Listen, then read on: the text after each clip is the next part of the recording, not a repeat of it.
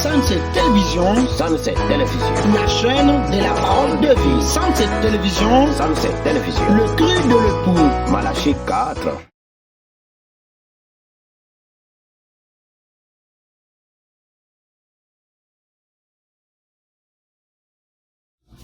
Ok, bonjour mesdames et messieurs, bonjour tous les peuples de Dieu qui nous suivent de partout. Vous êtes sur les antennes de Sunset Tabernacle et c'est une chaîne de Sunset Tabernacle, une chaîne qui publie seulement le nom du Seigneur Jésus-Christ. Sunset Télévision, nous sommes venus ce matin devant vos écrans. Là où vous suivez sur votre téléphone, sur YouTube, sur Facebook, partout où vous nous suivez, sur Instagram. Nous vous saluons au nom de Jésus-Christ.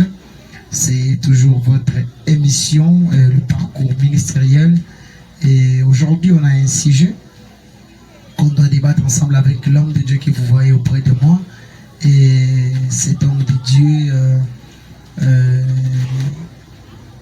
que le Seigneur a inspiré à ce que nous puissions aussi lui appeler ce matin devant nos caméras. C'est moi, votre humble serviteur, Ézéchiel Kabamba Bouaye, qui est devant le microphone pour recevoir l'homme de Dieu. Et j'en profite aussi de saluer tous les membres des Sunset Tabernacle, de saluer aussi tous les serviteurs et les servantes de Dieu. Là où vous êtes, que le Seigneur Dieu vous bénisse. Alors, bonjour, révérend. Oui, bonjour. Révérend, est-ce que les peuples de Dieu peuvent aussi connaître votre nom? Ok, merci. D'abord, partout où vous me suivez, je vous salue au nom du Seigneur Jésus-Christ. Je suis Rachet Mbaya, ministre de l'Évangile et pasteur responsable de Sunset Tabernacle. Ok, vous êtes le pasteur responsable de Sunset Tabernacle. Ok, vraiment, Sunset Tabernacle se situe où précisément? Bon, nous sommes situés sur la commune de Sélé, quartier Mouké, avenue Lokele numéro 18. Dans la commune de Lancélé. Bien sûr. C'est sur ce qu'on appelle l'arrêteur jaune. L'arrêteur jaune précisément, ok, oui. Merci. C'est dans la ville capitale de Kinshasa, je crois. Absolument, oui. Ok, vraiment, République démocratique du Congo, vous qui êtes en dehors de nos frontières, nous sommes en République démocratique du Congo, précisément dans la capitale de la République démocratique du Congo, Kinshasa. Et, pasteur, aujourd'hui, on a besoin de connaître quelque chose. Il y a certaines questions qui se déroulent dans les réseaux sociaux, partout. Et aujourd'hui, on a même vu plusieurs branches du message. Je ne sais pas, vous faites aussi partir des serviteurs qui croient au message ou comment? Veuillez un peu nous expliquer cela. Vous faites aussi partir des serviteurs qui croient au message? Bien sûr que oui, je suis pasteur du message prêché par le prophète William Marion Branham, message du temps de la fin. Ok, merci révérend. Je vous rappelle que nous sommes ici avec le révérend Rachet Mbaya de l'église Sunset Tabernacle. On lui a réussi parce qu'on a quelques questions à lui poser. Il nous avait invité afin de venir ici pour un peu parler avec lui. C'est pourquoi vous nous voyez être ici pour parler de la part du Seigneur. Révérend, je reviens encore à vous. Et la première question que je récite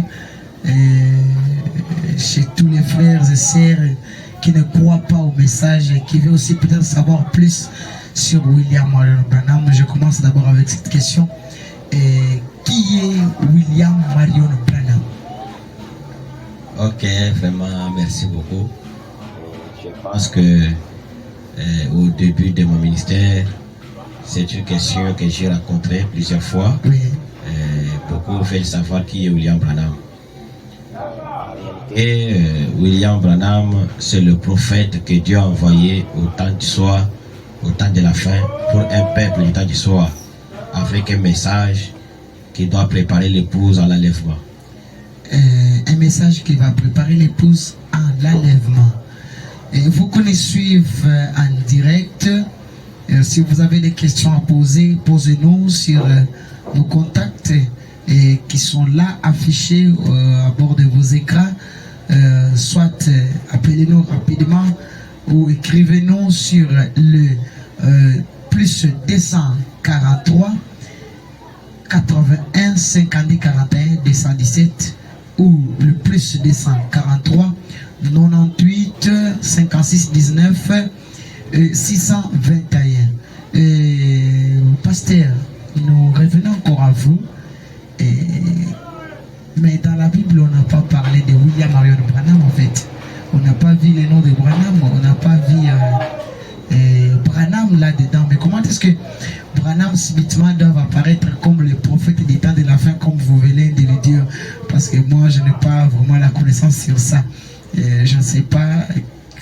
Bon, William Branham, vous avez dit, il est le prophète du temps du soir, du temps de la fin, comme vous l'expliquez. Mais dites-moi un peu pour que nos auditeurs, nos téléspectateurs puissent aussi savoir plus. William Marion Branham, il est mentionné où dans la Bible? Je ne sais pas. Comment peut-nous avoir la sérénité ou être convaincu qu'il est le prophète du temps du soir, pendant qu'on ne voit pas William Branham dans la Bible? Mes chers téléspectateurs, je ne sais pas si vous pouvez aussi parcourir la Bible, si on peut trouver le nom de William Marion Branham. C'est pourquoi on a invité les révérends afin qu'ils puissent nous expliquer et nous donner aussi des précisions et des écritures qui montrent que William Marion Branham, réellement, il est le prophète du temps du soir. Pasteur, à vous le micro. Ok, merci beaucoup, monsieur les journalistes. Ce que vous devez savoir est que la Bible, c'est comme une lettre d'amour. Vous pouvez, si vous écrivez la lettre à votre conjoint ou votre future épouse, je pense que c'est bien elle qui peut bien comprendre le contenu de la lettre. Sinon, si les voisins, par conséquent, ils ravissaient cette lettre pour lire et tout ce qui sera écrit, peut-être ça va lui passer au-dessus de sa tête. Qu'est-ce que je vais dire par là? Pour commencer, quand Dieu fait une promesse dans la Bible, plus souvent, Dieu cache le nom de la personne, mais néanmoins, il décrit la manière que sera la personne. C'est l'exemple, par exemple, je pourrais tirer l'exemple du prophète Ésaïe. Ésaïe a donné la prophétie sur la venue de Jésus. Aujourd'hui, plusieurs disent que oui, c'est Jésus que Ésaïe avait parlé, mais ils n'ont pas de preuves que c'est exactement lui que Ésaïe parlait. Si nous croyons, c'est par rapport à la vie de Jésus qui s'est identifié aux Écritures. C'est le cas de la Vierge concevra. Le prophète a crié sous l'onction, il dit, une Vierge concevra. Mais si on peut demander à Ésaïe, dis-nous un peu cette Vierge-là, son nom, il pouvait dire, non, moi aussi, l'Esprit m'a poussé, j'ai crié seulement, une Vierge concevra. Mais le nom de la Vierge qui va concevoir reste anonyme. D'autre part aussi, on dit non, l'enfant nous est né, le fils nous est donné, on l'appellera conseiller, tout ça. Mais explique-nous un peu explicitement par là. L'enfant qui est né là, c'est qui son nom? Le nom n'est pas mentionné. Est-ce que vous voyez un peu ça? Mais nous voyons plus tard l'ange Gabriel qui vient annoncer la nouvelle à Marie. Là, nous sommes déjà au Nouveau Testament. Et vous comprendrez que nous comprenons cet accomplissement, nous relions ça avec la prophétie d'Ésaïe et nous comprenons que oui, exactement, c'est Jésus qui parlait, le prophète. Donc, Jésus était parlé dans l'Ancien Testament sous forme d'une prophétie. Mais quand nous voyons la vie de la personne s'identifiant à la prophétie, c'est alors que nous reconnaissons que oui, celui dont on parlait dans l'Ancien Testament, c'était Jésus. C'est aussi avec William Marion Branham. Nous voyons qu'il y a tant de promesses dans la Bible qui sont dites pour le temps de la fin.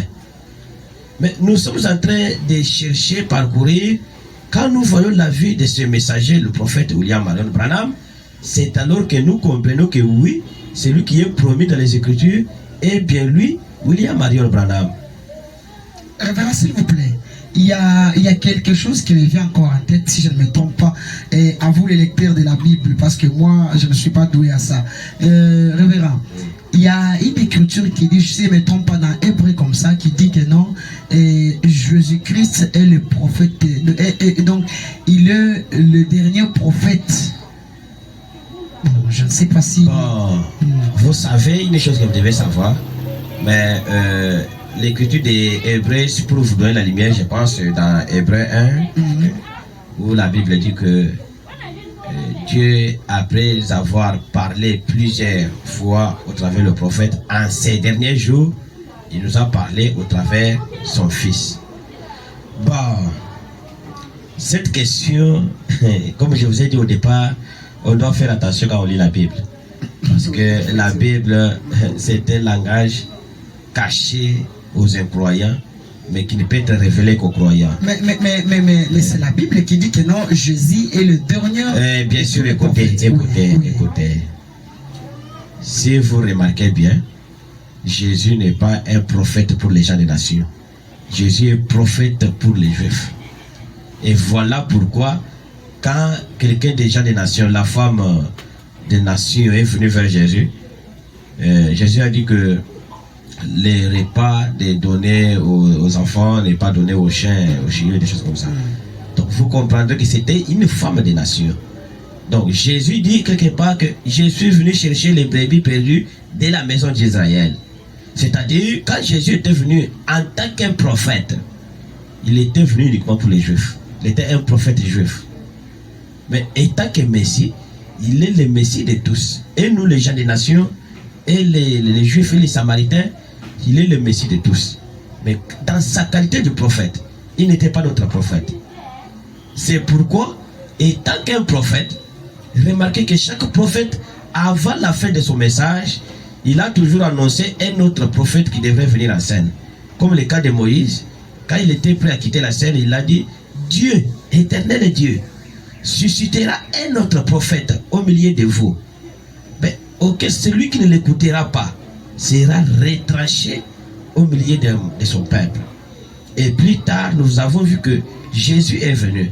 Il est le prophète que Moïse avait prédit. Et Jésus aussi. Mais révérend, s'il vous plaît, de la manière dont je vous ai arraché le mot, mais vous savez très bien que avant que Jésus vienne, il y a aussi plusieurs prophètes qui ont circulé les âges, qui ont contourné les âges, en commençant par Élie, Élisée, tout ça. Ils ont aussi des prophètes, comme Moïse aussi était le prophète. Oui, bien sûr, quand nous parlons des prophètes, on doit aussi beaucoup faire attention à ça. Parce que dans la Bible, il y a des prophètes majeurs et des prophètes mineurs. Expliquez-moi un peu, qui est le prophète mineur, qui est le prophète majeur? Ok, merci beaucoup. Un prophète majeur, c'est celui qui a la responsabilité de l'âge, à qui Dieu confie la mission. C'est le cas par exemple de Noé. Pour cette époque-là, la Bible dit que du temps de Noé, donc Dieu lui-même confie tout un temps à un individu, un prophète.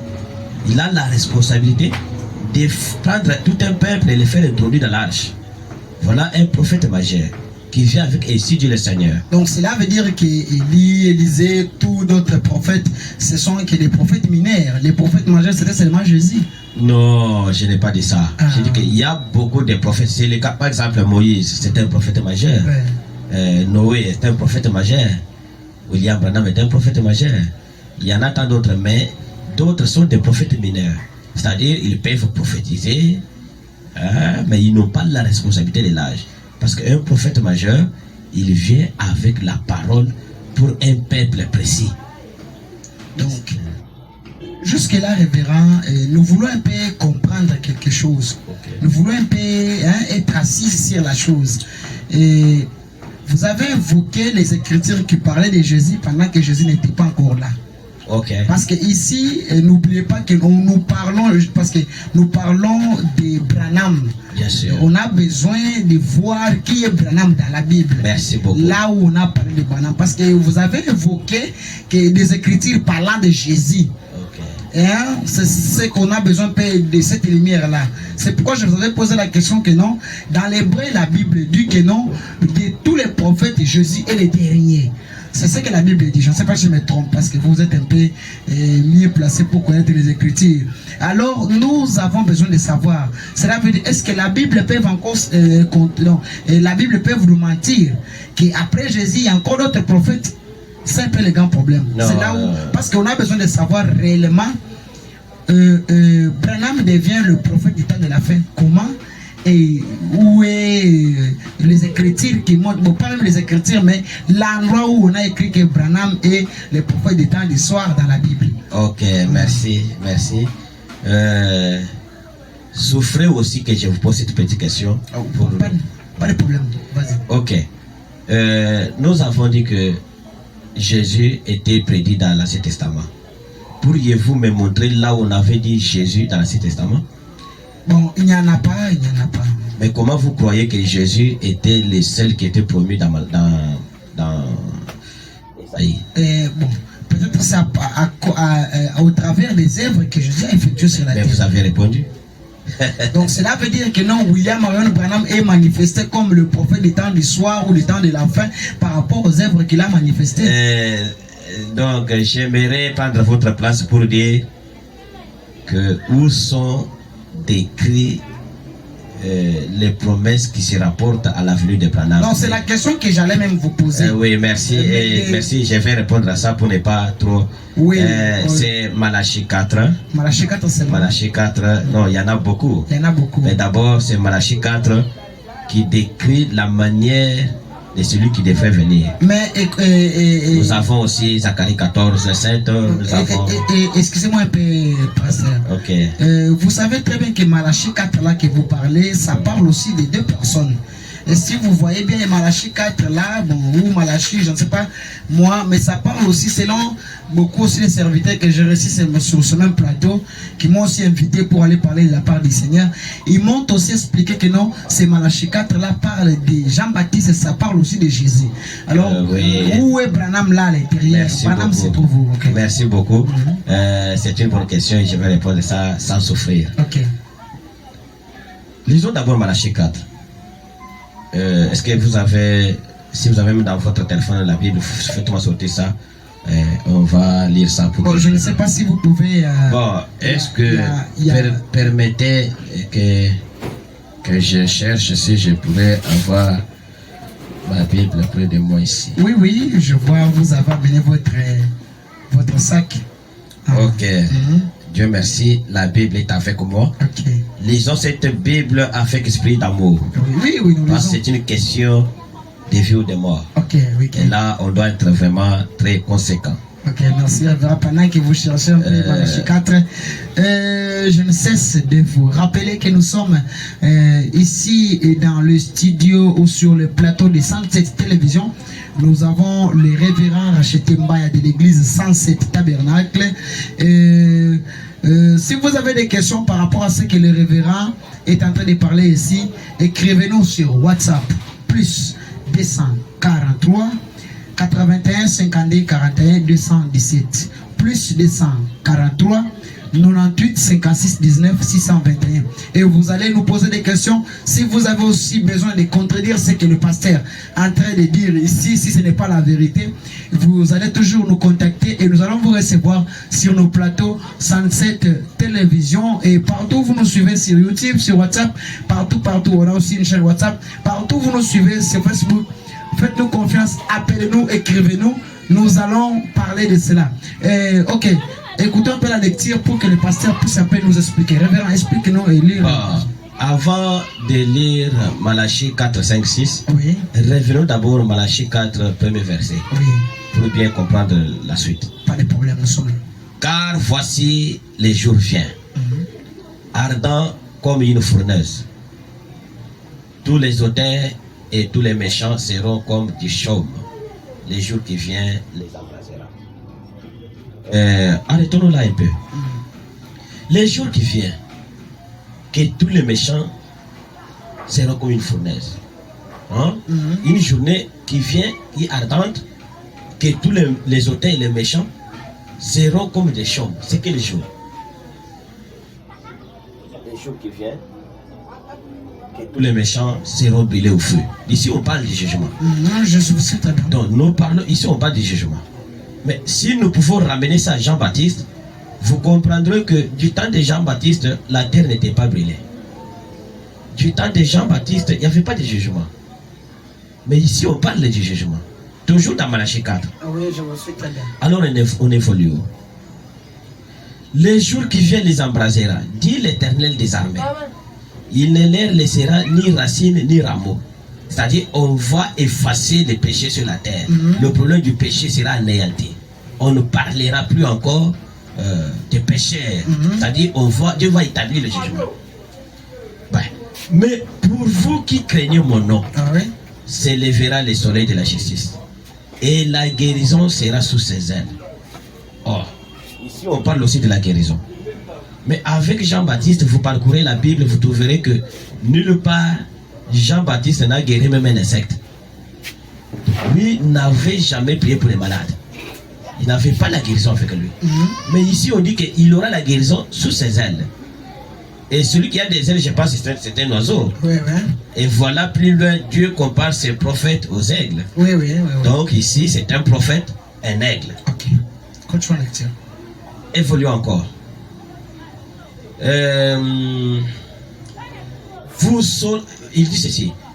Vous sortirez et vous sauterez comme les veaux d'une étable. Les gens là qui vont recevoir celui-ci, ces prophètes ici, il dit que vous sauterez comme les veaux d'une étable. J'ai comme l'impression que vous avez déjà vu les veaux. Hein? Ah oui. Comment les veaux sautent quand ils sont dans l'enclos avec maman, dans le pâturage, hein, en train de sauter. C'est-à-dire, Dieu compare ces gens-là qui recevront ces prophètes qu'ils sauteront. C'est-à-dire, ils seront dans la joie, dans l'allégresse. Et j'ai comme l'impression que quand on prêche l'évangile dans le message, vous regardez, nous sautons comme des veaux. Hein? Alléluia! Gloire à Dieu! Merci Seigneur! Hein? On est stimulé quoi? C'est tellement merveilleux. Vraiment. J'aime ça. Écoutez. Et vous foulerez les méchants, car ils seront comme de la cendre sous la plante de vos pieds. Vous voyez? Donc vous comprendrez que c'est juste après le jugement, quand les méchants seront consumés au feu et qu'ils seront maintenant réduits en cendres. C'est alors que ceux-là qui sautent comme des veaux là vont maintenant marcher sur les cendres des méchants. Les saints, ceux-là qui ont reçu ces messagers, le prophète. Voilà on évolue. Souvenez-vous de la loi de Moïse, mon serviteur, auquel j'ai prescrit en Horeb, pour tout Israël, des préceptes et des ordonnances. Maintenant, Maman Nanikambo. Voici, maintenant on décrit ce messager. Et vous et moi, aujourd'hui, nous allons découvrir qu'il n'est pas question de Jean-Baptiste. Voici, je vous enverrai Élie, le prophète. Mais attendez d'abord. L'Élie qu'on parle ici, révérend, ce n'est pas l'Élie de l'Élie là de Tisbit ou je sais pas quoi. Mais vous venez de me dire qu'on dit que l'Élie qu'on parle ici c'est Jean-Baptiste. Comment vous pouvez ramener Élie à Jean-Baptiste si on va seulement s'arrêter sur les... Parce que dans Malachie, on en parle de beaucoup de choses. Malachie, pour moi, je peux dire que depuis que je commence à recevoir des serviteurs de Dieu, chacun l'interprète dans sa manière. Non, mais c'est dans tout ça, ils interprètent de leur manière parce qu'ils ont rejeté le prophète. Parce que tout ce que Dieu fait, la Bible ici, c'est un document scellé. Hein. Il faut un prophète pour comprendre. Bon, continuons un peu. On évolue. Voici, je vous enverrai Élie, le prophète. On a écrit bien Élie, le prophète. Élie, c'est un esprit. C'est un esprit d'Élie qui doit être sur un prophète. Élie, le prophète, avant que les jours de l'Éternel arrivent. Les jours de l'Éternel qui arrivent, c'est quel jour? C'est les jours qu'on a décrits au chapitre, au verset 1er. Les jours du jugement. Donc, avant que les jours du jugement n'arrivent, Élie ici sera en scène. Et cet Élie aura la qualité d'un prophète. Avant que les jours de l'Éternel arrivent. C'est un jour grand et redoutable. Donc, c'est un jour qui va étonner tout le monde. Les jours du jugement que nous attendons. Les jours grands et redoutables. Il ramènera le cœur des pères à leurs enfants. Est-ce que vous suivez un peu bien ça? Oui, oui. Il ramènera le cœur des pères à leurs enfants. Virgule. Et le cœur des enfants à leur père. Donc, on est en train de réunir des phrases. Celui qui a quelqu'un qui prend le cœur des pères ramène aux enfants. Et on introduit quelqu'un d'autre ici qui doit prendre le cœur des enfants et les ramener au père. Alors, qui ramène le cœur de père à leurs enfants? Toujours l'esprit d'Élie. L'esprit d'Élie agissant dans deux personnes différentes. Bon, quelles sont les deux personnes-là? Parce que moi, voilà, merci. Ici, il y a Jean-Baptiste, il y a aussi William Marion Branham. Donc, c'est que j'avais raison de ce que je parlais, parce que j'avais un tel prédicateur qui me parlait de ceci. Alors, William Branham intervient où? Et ok, merci beaucoup, c'est clair. Jean-Baptiste.